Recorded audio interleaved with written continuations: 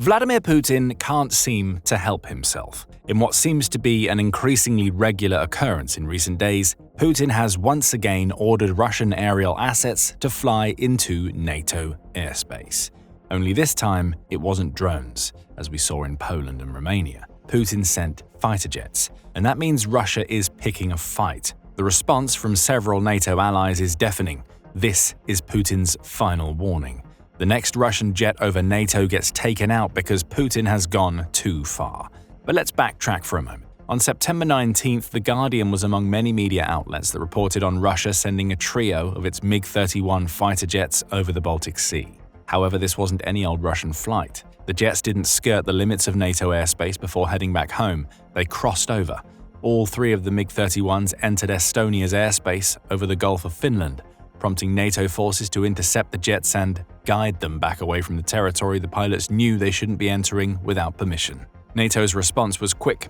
The jets were scrambled and had intercepted Russia's MiG-31s within 12 minutes of the MiGs being detected, but the damage had been done, at least in Putin's mind.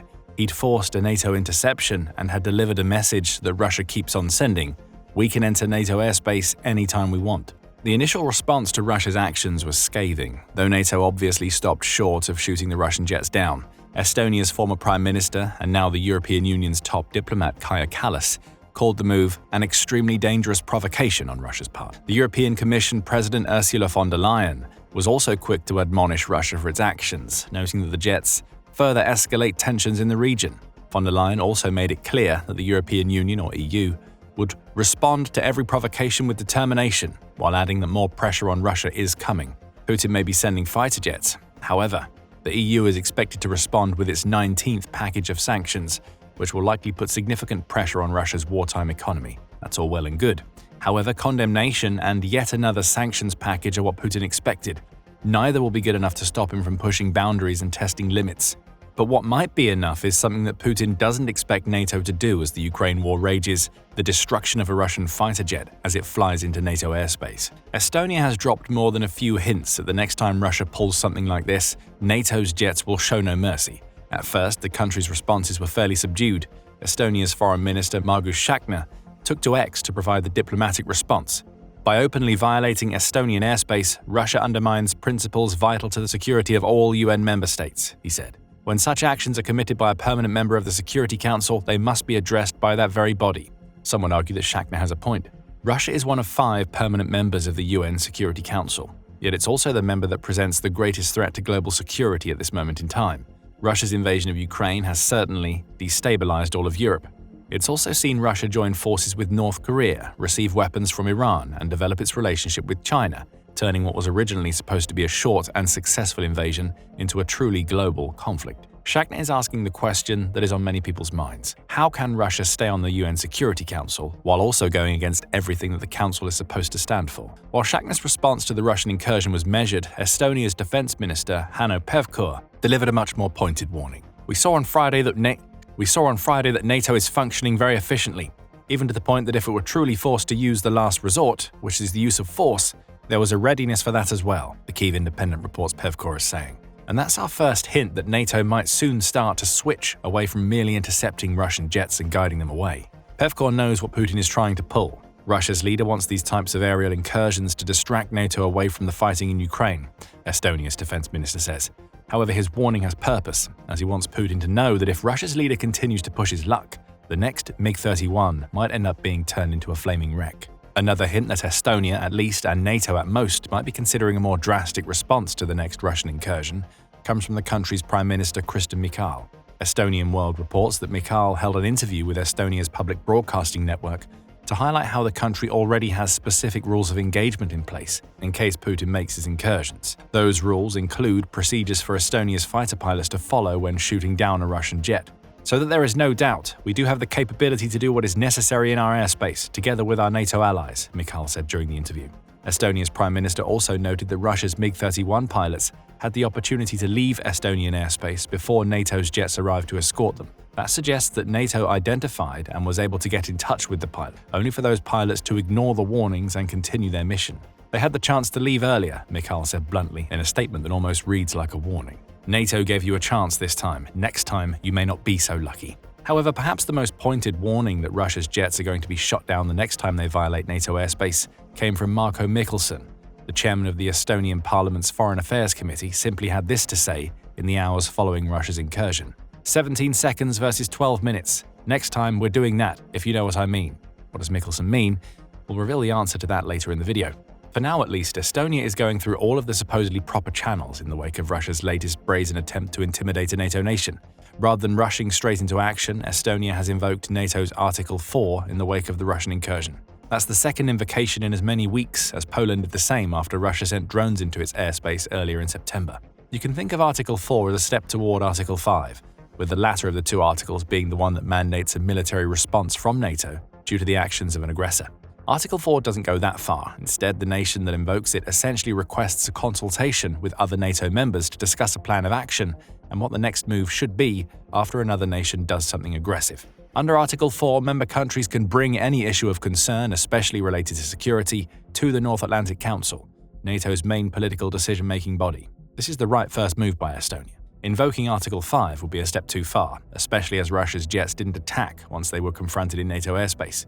At the same time, not invoking Article 4 to at least start a conversation about what is happening would deliver the wrong message to Putin. Inaction would show Russia's leader that NATO, or at least the NATO nations he's targeting with his button-pushing tactics, is too afraid to do anything that could lead to Russia escalating.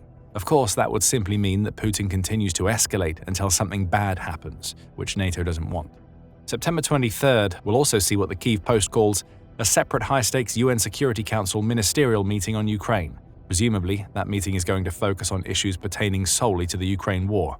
Now, with Russia continuing to send its aerial assets into NATO airspace, the question will be asked of one of the UN Security Council's 5 permanent members. What are you doing? We'll have to wait until September 23rd to hear Russia's official justification for sending jets into Estonia's airspace, assuming it even attends the meeting at all. But the odds are high that Russia's response will be the same as it always is during these types of incidents. Deny, deny, and deny again. After all, that's exactly what it's done after its 3 MiG-31s were escorted out of NATO airspace. Euromaidan Press reports that the Russian Ministry of Defense is already denying that any border violations occurred on September 19th. Whether this means Russia is trying to claim that its MiGs never entered Estonian airspace, or that Russia is so arrogant as to have decided that airspace belongs to Russia anyway, isn't clear.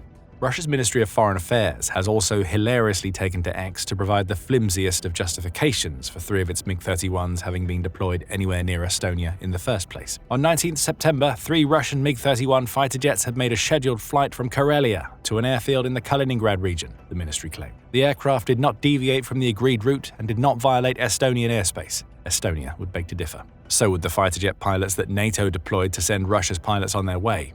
Anybody who knows how Russia tends to react when it's caught in the act, purposefully or otherwise, has seen this type of response before. Estonia isn't going to fall for it, which is why the country is calling for the next Russian fighter that enters NATO airspace to be shot down. And Estonia has company. The country most affected by what happened on September 19th isn't the only NATO member that believes it's time to break out the big guns when it comes to Putin's boundary testing. The Czech Republic says that Russia needs to learn the consequences too.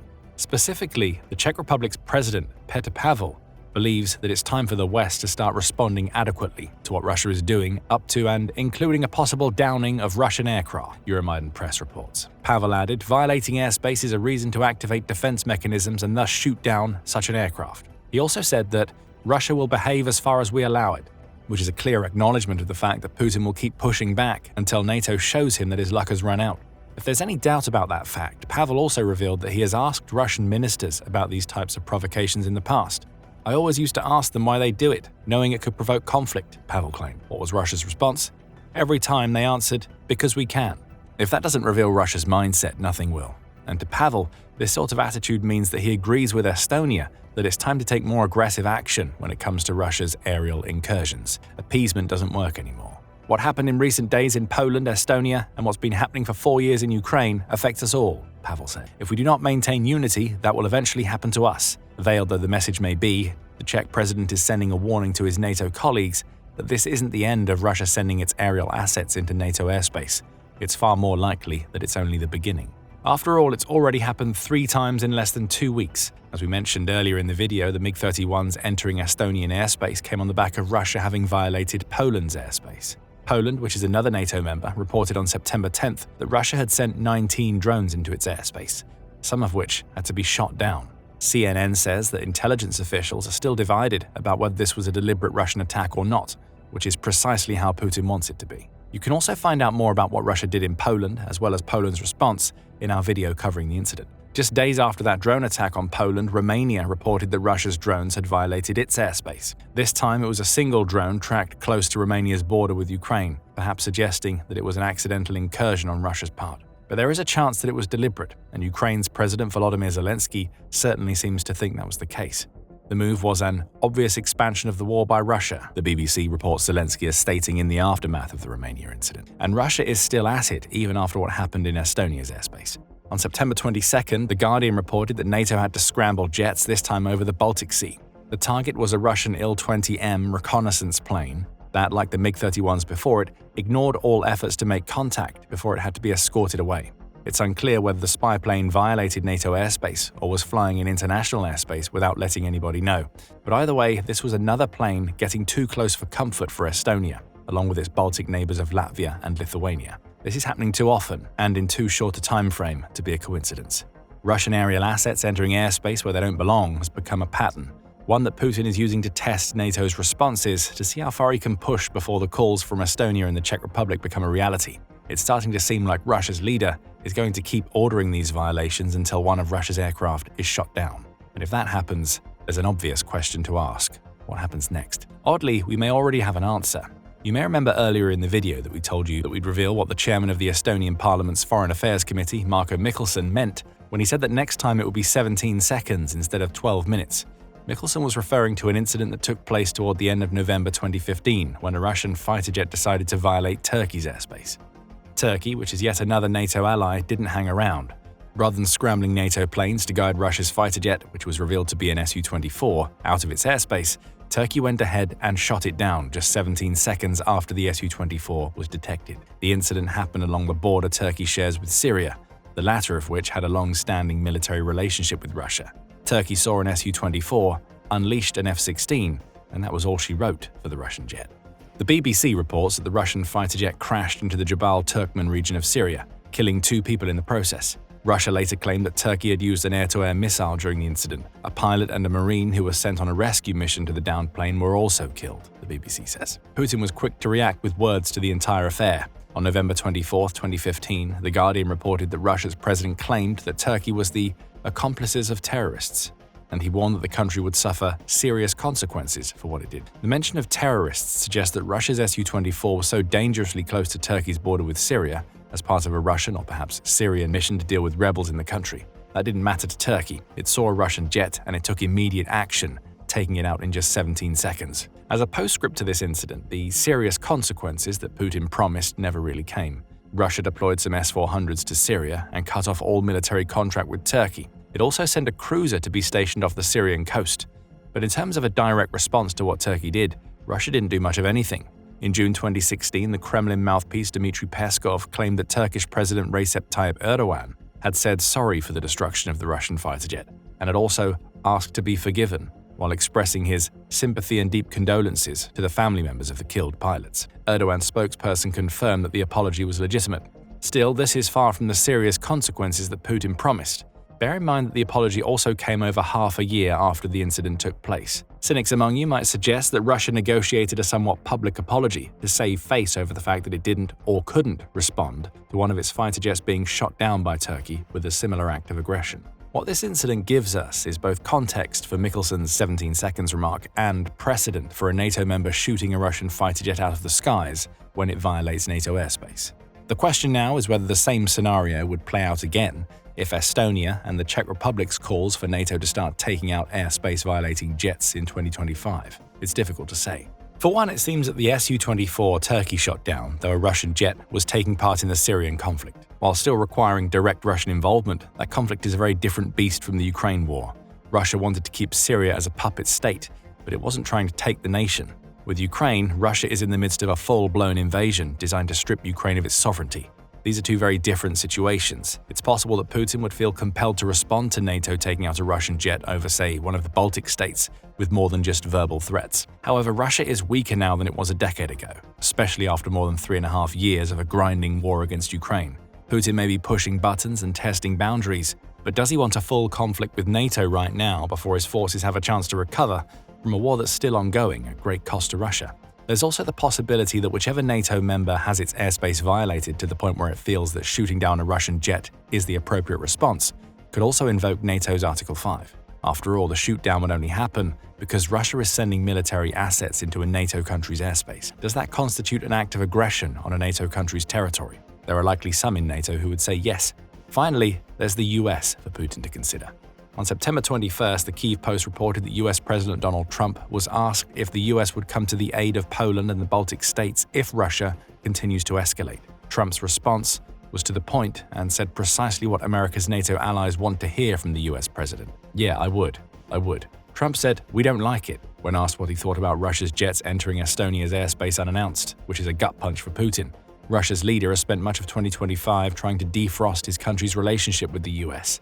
Now it looks like Trump has cottoned on to Putin's manipulative tactics and has grown weary of Putin saying one thing and then doing another.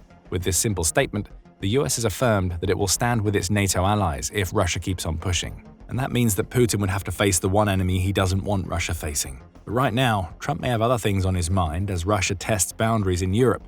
The US and Venezuela are on the brink of war as tensions explode. Find out more in our video, and remember to subscribe to the Military Show for more coverage of the latest developments in Russia's recent aerial escalations against NATO.